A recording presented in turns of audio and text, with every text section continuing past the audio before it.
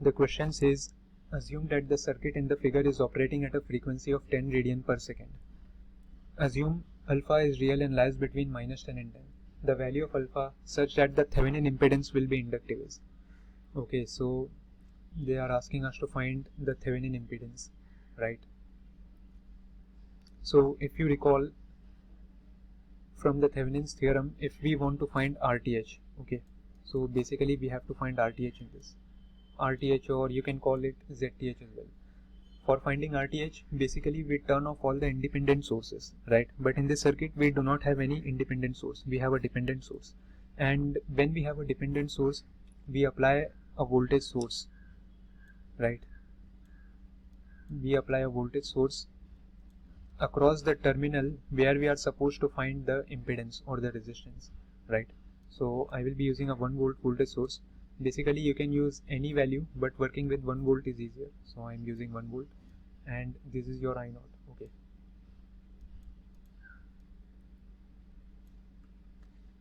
you can use a current source as well, but like I said, that working with a voltage source, 1 volt voltage source is easier.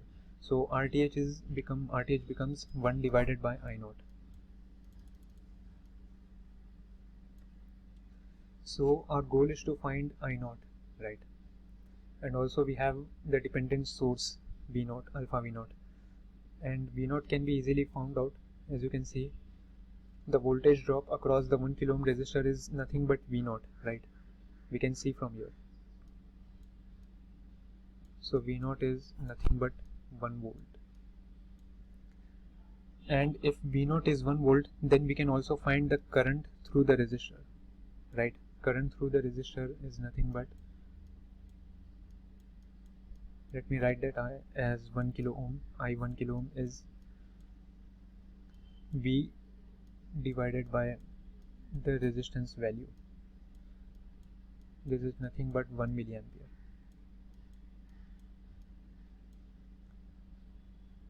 So the current flowing through the 1 kilo ohm resistance is 1 milliampere. Now according to KCL, we have I0 flowing in this branch, I0 flowing in this branch, and we have 1 milliampere going here. So this will be I0, let me write that down here. So the current flowing in this branch will be I0 minus 1 milliampere.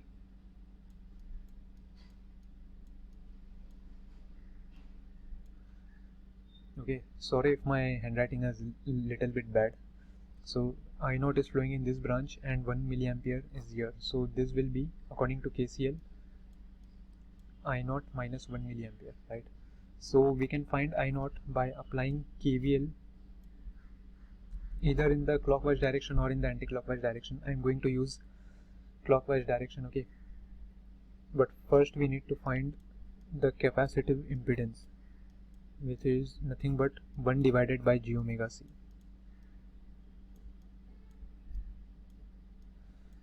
So we have the values given to us. Omega is 10 radian per second and your capacitance is 100 microfarad.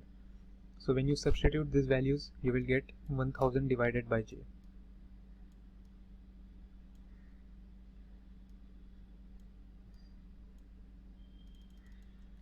Okay, now let us apply the KVL. So this will be plus 1 volt, right? We are going from lower potential to higher potential. So we have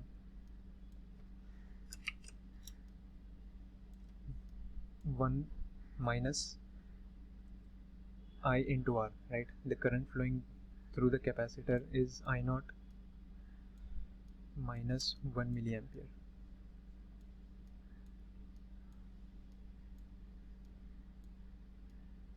And multiplied by R, which is nothing but XC.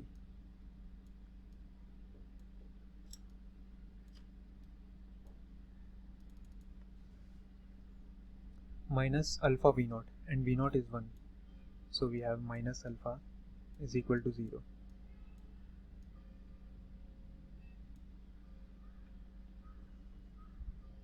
So now we need to find I0 from this equation.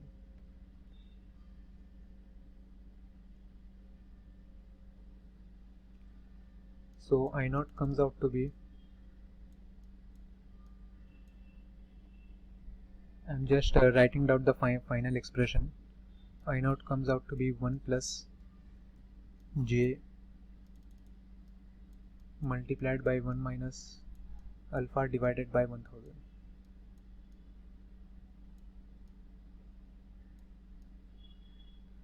You can rearrange the equation. It is a very easy equation. We have just one variable and you will get the value of I naught as this 1 plus j multiplied by 1 minus alpha divided by 1000. Now let us find RTH.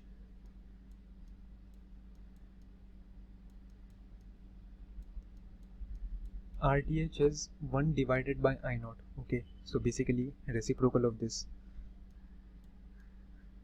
So we have 1000 divided by 1 plus j multiplied by 1 minus alpha. Okay, so this is what we need to find, right? The Thevenin impedance and the value of alpha such that the Thevenin impedance will be inductive is. Okay, so basically for inductive impedance, so they are not asking purely inductive, right? They are asking just to be inductive. So it is given by R plus j omega L. Okay, the inductive impedance is given by R plus j omega L. But as we can see in the expression for RTH, we cannot just separate the real and the imaginary terms, right? So we need to rationalize this thing. So by rationalizing, I mean to multiply by the conjugate of the denominator. So that will be 1 minus j, 1 minus alpha, and dividing by the same thing. Okay, multiply, divide by the conjugate of the denominator.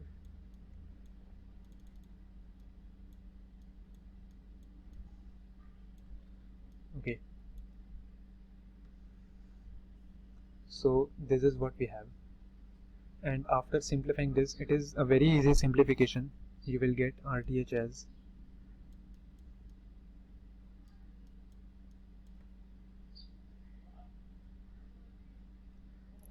so 1000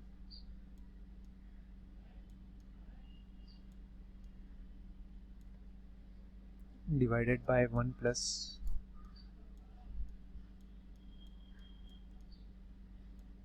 one minus alpha the whole square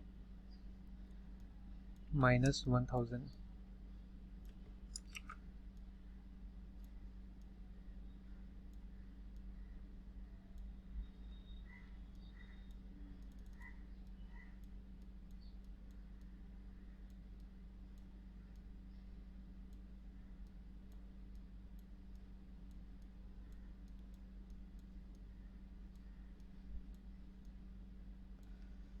Okay, so after simplifying RTH, we get this 1000 divided by 1 plus 1 minus alpha the whole square minus 1000 j 1 minus alpha divided by 1 plus 1 minus alpha the whole square. Okay, like I said, this is a very easy rationalization. You can easily do it. This is nothing but, the denominator is nothing but a plus b and a minus b, which is a square minus b square, right? So you can do that by yourself. And as we can see, we got a required form. We separated the real part. This is the real part. Okay, this is the real part, your resistance, right? And this is your imaginary part. Okay, and we want plus of j omega L, right, to be inductive. If this is minus, then this will be a capacitive impedance, right? So this whole thing should be negative, right? Because we already have a minus here. So this whole thing should be negative. And we can say that 1000 is constant, and the denominator is also positive, right? Because this is the square. So we only have 1 minus alpha should be less than 0, which means alpha should be,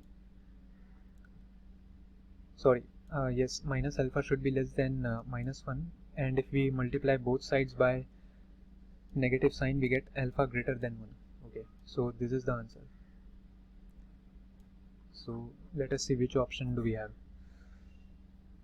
Okay, and the maximum and minimum value of alpha is also given. So alpha is greater than 1, but the maximum value is 10. So we can say that option D is the answer, right?